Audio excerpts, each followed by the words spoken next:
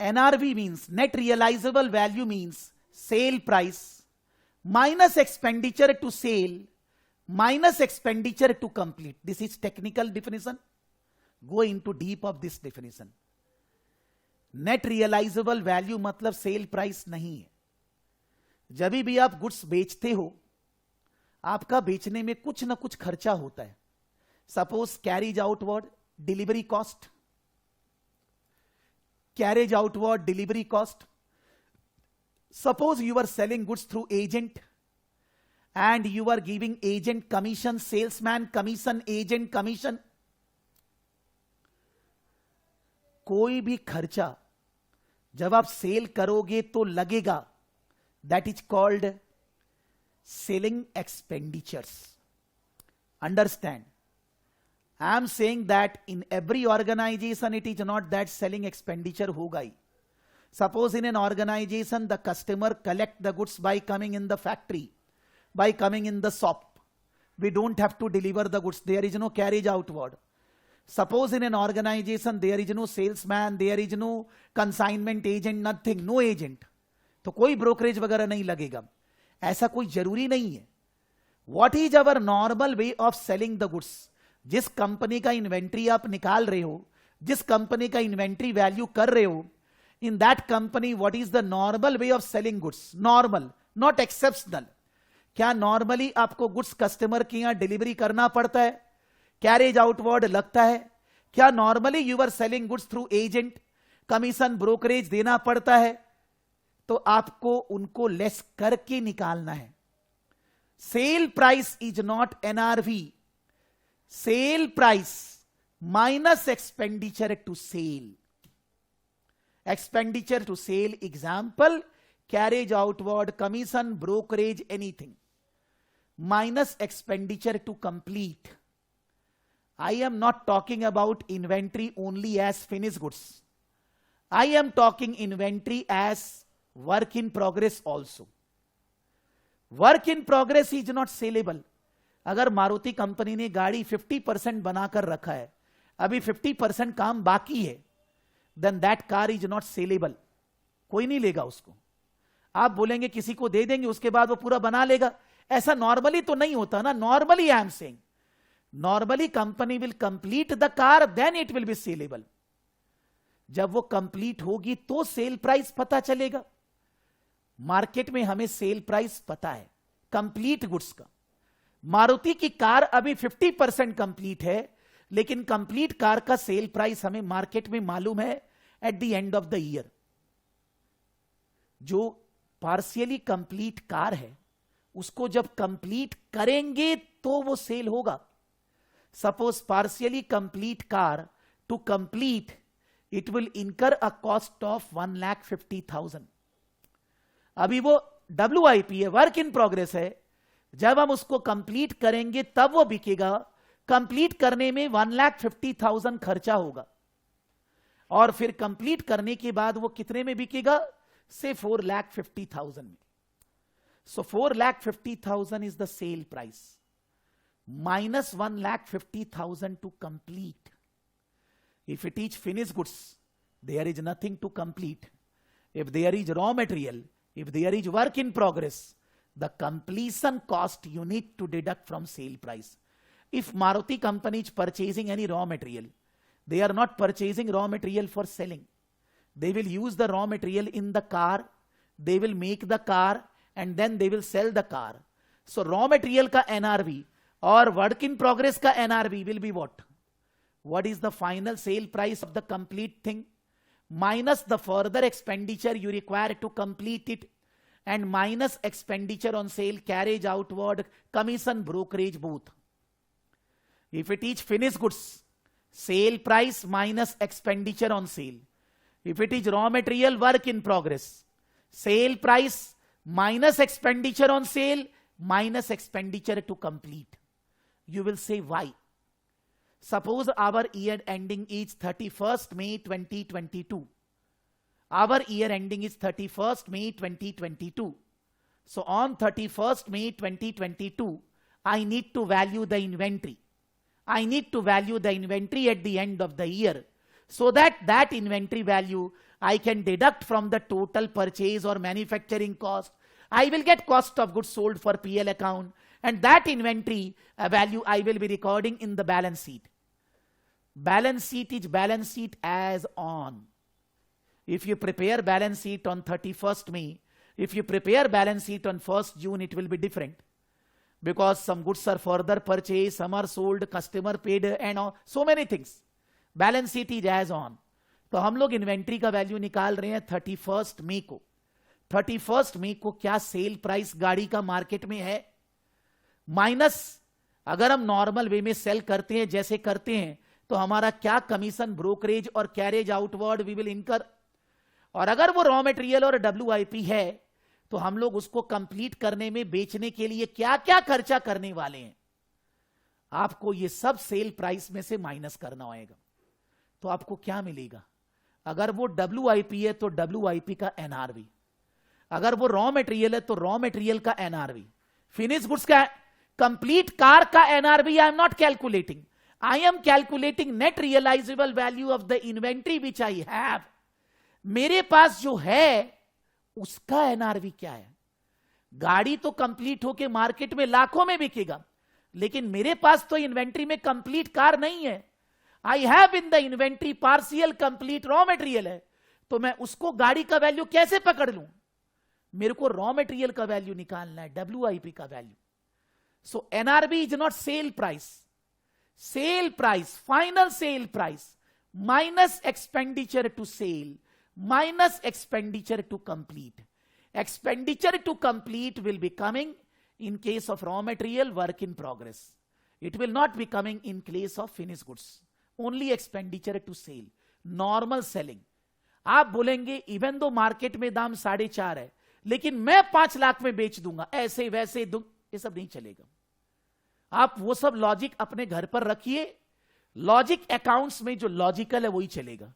कि मार्केट में अगर गाड़ियों का दाम 4,50,000 हो गया है, आप कैसे 5 लाख में बेच दोगे? आप बोलोगे कस्टमर को बुर्बक बना रहे हैं, ये सब नहीं चलता है.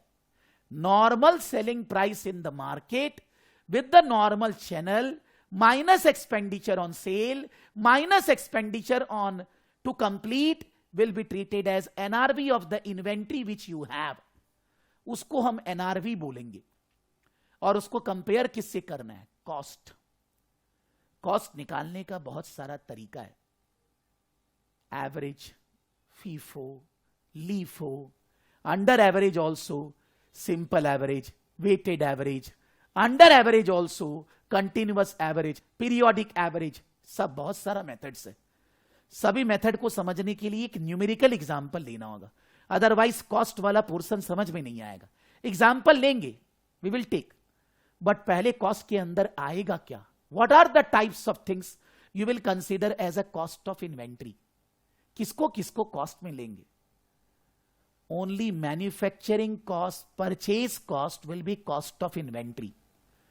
Administration cost, selling cost is not cost of inventory.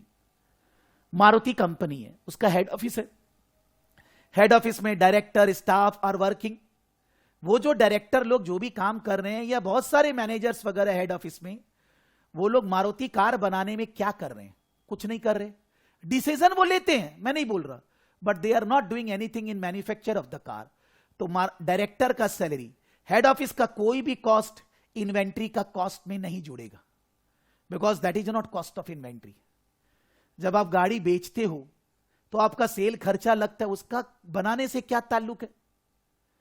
गाड़ी आप मान लीजिए एक सेलिंग डिपोट में रख के रखते हो. सेलिंग गाड़ी बनाया फैक्ट्री में बनाने के बाद उसको डिपोट में ट्रांसफर कर दिया बेचने के लिए.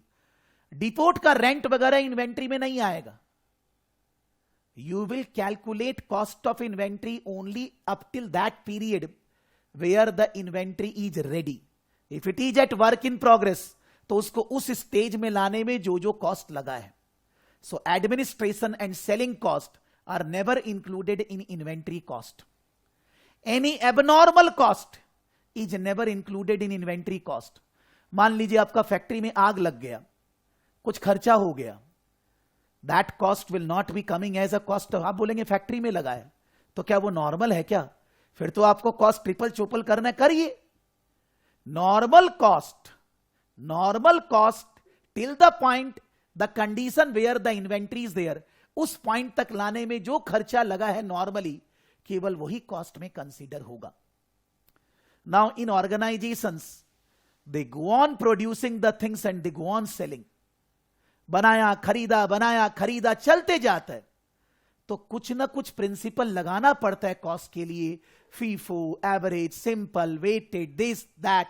वो नहीं लगाएंगे तो आप अकाउंट्स कभी बना ही नहीं पाएंगे.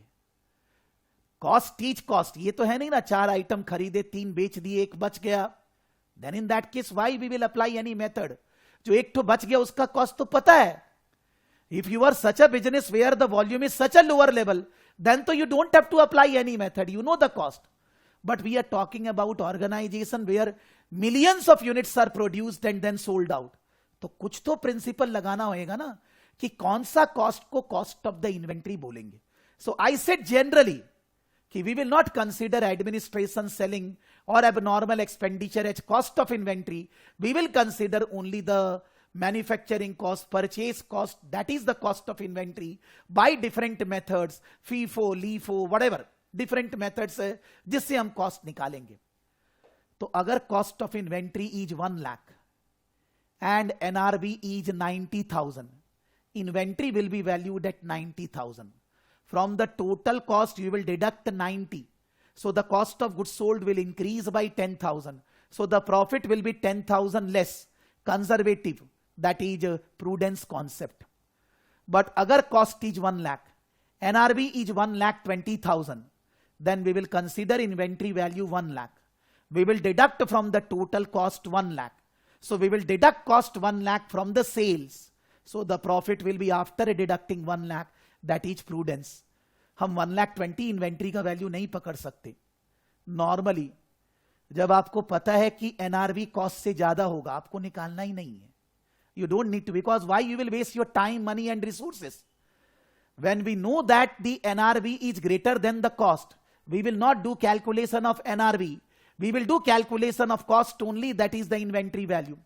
When there are reasons to believe that the NRV may be lower than cost, exceptional reasons, example which we discussed, that perishable goods, or maybe there is a loss by fire something, or maybe there is accident कुछ ऐसा, or maybe there is adverse market, कुछ गड़बड़ हुआ है market में, कुछ हुआ है, then you say that there may be chances that the NRV may be lower than the cost. तब आप NRV निकालोगे. You will not waste your time, money and resources. Just by force you will calculate NRV. And normally अगर आपके पास inventory 10 items है, ऐसा भी होता है 10 में से 2 का ही NRV लोअर हो सकता है, 8 का नहीं है. Because with the accident only 2 are affected. So you calculate NRV only for 2 items, not for balance 8 items. जब आप बुक्स ऑफ अकाउंट्स बनाओगे, पीएल बैलेंस शीट में इन्वेंट्री लिखोगे, बट आप नोट्स टू अकाउंट्स में बताओगे, is there any inventory which is valued at NRV which is lower than the cost? Why this has happened? Because this is very bad situation for a business that their inventory sale price is less than the cost price. कैसे जिएगा organisation? So in the notes to accounts that need to be mentioned कि why the inventory NRV is lower than cost, what is the reason? That need to be explained in the notes to accounts so that the users, you, me, can read that, can understand this is the reason for NRV lower. Because when the NRV lower, it's a bad condition. The organization is not good. आप जो चीज बेचते हो उसका दाम, sale price, cost से कम, अब तो आप जी लिए. तो आपको दुनिया को बताना जरूरी है कि हमारे साथ ऐसा हो रहा है. So that users, whether it's shareholders, whether it's financiers, suppliers, customers, employees, सबको पता रहे कि आप कोई भूल चूक नहीं कर रहे हैं. आप उनको पहले बता दे रहे हैं, and then you are presenting your financials. इस पूरा स्टोरी में I have not discussed one thing. What is that one thing? I have not discussed that one thing. Cost calculation, different methods. I am summarizing. First of all, we discussed what is inventory. We are discussing inventory only for manufacturing or trading concern. We are not discussing inventory of a service organization. We are not discussing inventory of a mutual fund, banks, financial institutions. हम उनकी बात नहीं कर रहे. Second, when we think of accounting for inventory, we think matching principle. From the sale, we need to deduct cost of goods sold. Cost of goods sold is opening stock plus purchase and production minus closing stock. So you need to value your closing stock, then only you can calculate cost of goods sold, then only you can calculate income. So we require value of stock. That value of stock based on two things, cost, NRV. Why cost NRV? Prudence concept. कि अगर loss होने वाला है लिखो, gain होने वाला है मत लिखो, लिखेंगे. So inventory value NRV lower, we need to write lower value. NRV cost lower, we need to write cost. NRV sale price, normal sale price minus expenditure on sale minus expenditure to complete, so that you find out the NRV of raw material, NRV of WIP. That will be compared with the cost of the item. Cost will be calculated by FIFO, LIFO, whatever we will discuss. Different methods. दोनों में जो lower होगा, that will be the value of inventory, that will be accounted for in PL account, in calculating cost of goods sold, in balance sheet, in calculating current assets, preparing balance sheet. If the NRV is lower than cost, in the notes to accounts, reasons, explanations should be given. Why it has happened that company's inventory value is lower than the cost? ऐसा क्या हो गया? ऐसा क्या भूचाल आ गया कि company में NRV नीचे चला गया? कौन से आइटम का, कितना में गड़बड़ है? तो कोई भी यूजर्स है, परचेजर्स है, फाइनेंसर्स है, सप्लायर है, भाई चंद्रमा सोचकर हमारे साथ बिजनेस करे कि हमारा बिजनेस खराब चल रहा है, हमारी इन्वेंट्री की वैल्यू एनआरवी कॉस्ट से नीचे आ गई है, हमारा कंडीशन ठीक नहीं है, फिर भी आपको आकर मेरे से बिजनेस करना है, करिए, कोई बात नहीं है. That we are saying as inventory accounting, in which I have not discussed one thing, अलग अलग टाइप से कॉस्ट कैलकुलेशंस. और जब अलग अलग टाइप से we will discuss cost calculation, then we will discuss कि अलग अलग मेथड का क्या एडवांटेज डिसएडवांटेज है. Last thing, one thing Ravi was asking that interest on जो इन्वेंट्री बचा नहीं, मतलब जो हमने सेल नहीं किया. सबसे पहला बात यह कि इन्वेंट्री इंटरेस्ट आया कहां से. If suppose we have taken loan from bank for our manufacturing activity, हमने अपना मैन्युफैक्चरिंग वगैरह करने के लिए बैंक से लोन लिया है. मारुति कंपनी ने जो रॉ मटेरियल है, जो पैसा सप्लायर को बाद में देते हैं, जो भी हमने बिजनेस ऑपरेशंस करने के लिए हमने वर्क लोन लिया है, जिसको हम लोग सीसी बोलते हैं, ओवरड्राफ्ट बोलते हैं, वॉट एवर यू से. तो आपने लोन लिया गुड्स वगैरह बनाकर बेचने के लिए, गुड्स वगैरह बनाकर बेचने के लिए. आपका लोन का इंटरेस्ट मैन्युफैक्चरिंग खर्चा है, it is a manufacturing cost. तो जो इंटरेस्ट आपने दिया वो तो टोटल 100 बनाने के लिए दिया. 100 कार, आई गेव एग्जांपल, उसमें से 80 कार आपने बेच दिया और 20 कार आपके पास बचा हुआ है. तो 20 कार का इंटरेस्ट 20 का इन्वेंट्री कॉस्ट बनेगा. 20 कार का जो इंटरेस्ट है वो 80 कार का इंटरेस्ट 80 के साथ लेस हो जाएगा. We discussed manufacturing cost will be the value of inventory. So if you have taken CC from bank, cash credit from bank, overdraft from bank, जिससे आप अपना operations working activity maintain करते हो, वो हम लोग इंटरेस्ट कॉस्ट जो पे करते हैं उसको हम लोग मैन्युफैक्चरिंग कॉस्ट ही बोलते हैं. इसके अंदर और थोड़ा डिटेल में बता रहा हूं, बट उसका रेलेवेंस नहीं है आप लोगों के लिए. If I will say that I am purchasing this computer, and to purchase this computer I am taking loan from bank. मैंने लोन लेकर कंप्यूटर खरीदा और उसके बाद computer I am using in the classes, class देने में. For me computer is not inventory, for me computer is non current asset. Loan का repayment मैं 3 साल बाद करूंगा, 3 साल तक मेरे को इंटरेस्ट देना होगा. So that interest which I will pay will be added in the computer value? No. Because when I purchase the computer, on that day only I can use the computer. But अगर आप bank से loan लोगे और उसके बाद computer बनाओगे, आप computer खरीदोगे नहीं, बनाओगे लोन लेकर, बनाने में 6 महीना लगेगा. जब तक कंप्यूटर बनेगा तब तक का इंटरेस्ट कंप्यूटर में ऐड होगा, लेकिन एक बार बनने के बाद इंटरेस्ट कंप्यूटर में ऐड नहीं होएगा. तो अगर हम लोग गुड्स बनाने के लिए लोन लिए हैं, इन्वेंट्री बनाने के लिए, मैन्युफैक्चर करने के लिए, तो interest is a manufacturing expenditure. But अगर हम गुड्स खरीदते और बेचते हैं, हम ट्रेडिंग करते हैं, बनाते नहीं हैं, तब interest is not a inventory cost, then interest is a finance cost, it will not be included in inventory. हम लोग के सिलेबस में नहीं है। एक है IAS 23 borrowing cost, IAS 23 borrowing cost. Borrowing cost means when we take loan we need to pay interest on loan, others are also borrowing cost, but एक बार, if you are using the borrowed money for developing an asset, qualifying asset which will take time to develop, then the interest cost during the development period will be added with the asset. अगर inventory बनाने के लिए हम loan लिए तो interest cost inventory में जुड़ेगा, but अगर हम खरीदते और बेचते हैं तो लोन का इंटरेस्ट इन्वेंट्री में नहीं जुड़ेगा, because it is not treated as manufacturing cost. You can say it is administration cost or it is a finance cost, not a manufacturing cost. So जो रवि जी ने बोला कि इंटरेस्ट भी जुड़ेगा, वो तब when you are a manufacturing organization and it will take time to make ready your goods, जितना दिन तक आप बना नहीं सके उतना दिन जो भी इंटरेस्ट लगा वो इन्वेंट्री में जुड़ेगा। But I am not going into further detail of that, because फिर हम लोग को डिफरेंट एरिया IAS 23 में जाना पड़ेगा। So what I discussed, inventory accounting, cost of goods sold, closing stock, matching principle. Then we discussed valuation of inventory, cost or NRV model. Why the cost or NRV lower? Because of prudence principle, conservative principle. How to calculate NRV?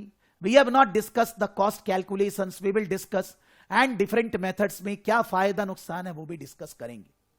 But in nutshell, this we are going to discuss in the topic. So for the time being, अभी मैंने जो भी बोला है उसमें किसी को कुछ पूछना है?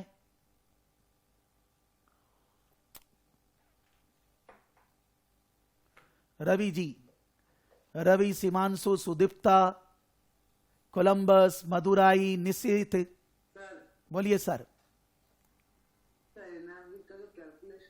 हाँ,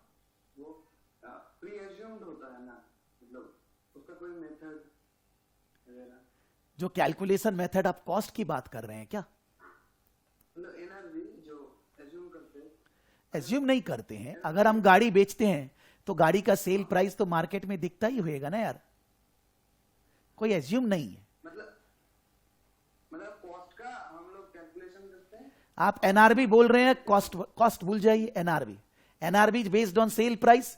सेल प्राइस जैसे आप मार्केट में रेगुलरली गुड्स अपना बेचते हो, तो वैसे ही आपके पास जो सामान है अगर उसको आप बेचोगे, क्या सेल प्राइस आपको मार्केट में मिलेगा, आप उसके बेसिस पे NRV निकालोगे। मतलब NRV और मार्केट प्राइस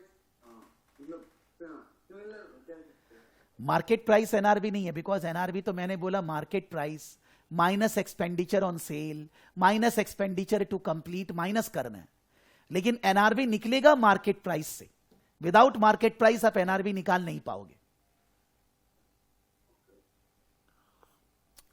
प्रैक्टिकल लाइफ में मान लीजिए मारुति कार है, गाड़ी बेच रहे हैं, मेरे को जितना बुद्धि है, अलग अलग डीलर को वो लोग अलग अलग प्राइस बोलता होएगा। कोई बड़ा डीलर है महीना में 100 कार बेचता है, कोई छोटा डीलर है महीना में 20 कार बेचता है, तो मारुति दोनों से बराबर पैसा थोड़ी ना लेता है। लेकिन मारुति एक बार सेल प्राइस दोनों को सेम ही बोलता है, उसके बाद उनको डिस्काउंट इंसेंटिव देता है कि आपने इतना इन्वेंट्री सेल किया, उनको इंसेंटिव देता है। लेकिन गाड़ी का दाम दोनों डीलर को सेम ही बताता है। तो मार्केट में जो डिस्काउंट वगैरह का बात होता है वो वॉल्यूम के ऊपर होता है। वो ऐसा नहीं होता है कि जब भी कोई आएगा उसको अलग अलग प्राइस बोलेंगे, unless and until you are selling in different market. अब मारुति कंपनी इंडिया में कार बेच रहा है और मारुति कंपनी एक्सपोर्ट कर रहा है, प्राइस अलग अलग होगा। बिकॉज एक्सपोर्ट में मारुति को बहुत सारा इंसेंटिव मिलेगा। एक्सपोर्ट के अंदर एक्सपोर्ट पे टैक्स नहीं लगता है, GST नहीं लगता है, सेल्स टैक्स नहीं लगता है। लेकिन इंडिया में बेचने से तो वो सब लगेगा। तो अगर आप सेम मार्केट में ऑपरेट कर रहे हो, आप अलग अलग आदमी को अलग अलग दाम बेचकर नहीं बेचते। हम अगर ट्यूशन फीस आपसे चार्ज करेगा 33,199 और आशीष से चार्ज करेगा 30 और कोलंबस से चार्ज करेगा 35, डंडा मारेंगे आप लोग हमको। Why I will charge different prices from different students for the same classes, for the same tutor, for the same resources? Not possible ना वैसा। तो आप सोच रहे हैं कि सेल प्राइस तो मनगढ़ंत है, मनगढ़ंत नहीं है।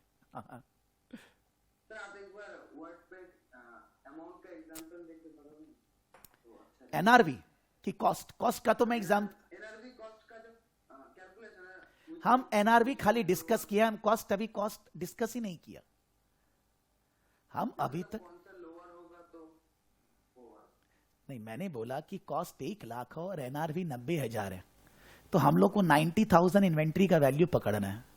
और अगर कॉस्ट 1 लाख और एनआरवी 1,20,000 है तो मेरे को 1 लाख ही पकड़ना है। क्यों पकड़ना है? बिकॉज अगर हम लोअर वैल्यू लेंगे कॉस्ट ऑफ गुड्स सोल्ड ज्यादा आएगा, कॉस्ट ऑफ गुड्स सोल्ड ज्यादा आएगा, प्रॉफिट कम आएगा। वो प्रूडेंस कॉन्सेप्ट, कंजर्वेटिव प्रिंसिपल है। लेकिन एनआरवी कैसे निकालेंगे वो मैंने बोला कि जो मार्केट में नॉर्मली सेल प्राइस जिस तरह से हम सेल करते हैं जो है, उसमें से minus expenditure on sale, minus expenditure to complete. और कॉस्ट का मैंने कोई फिगर एग्जांपल नहीं लिया, बिकॉज उसको दिखाए बगैर मैं समझा नहीं पाऊंगा।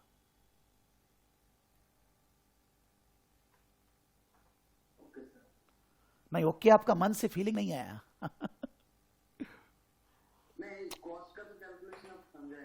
बिकॉज कॉस्ट का एग्जाम्पल ऐसे मन से मुंह से लेगा ना, आप लोग को समझ में नहीं आएगा, उसको दिखा के ही कराना होगा। बिकॉज उसमें एक तो फिगर नहीं, 4-5। नहीं, अभी समझ में आ गया ना आपको? ठीक है, चलिए भाई आगे बढ़ते हैं। If anybody has any doubt you can ask, no issue. किसी को कुछ भी पूछना हो। First of all, inventory accounting in financial statement, PL account, balance sheet. Inventory in the statement of profit or loss. When calculating gross profit,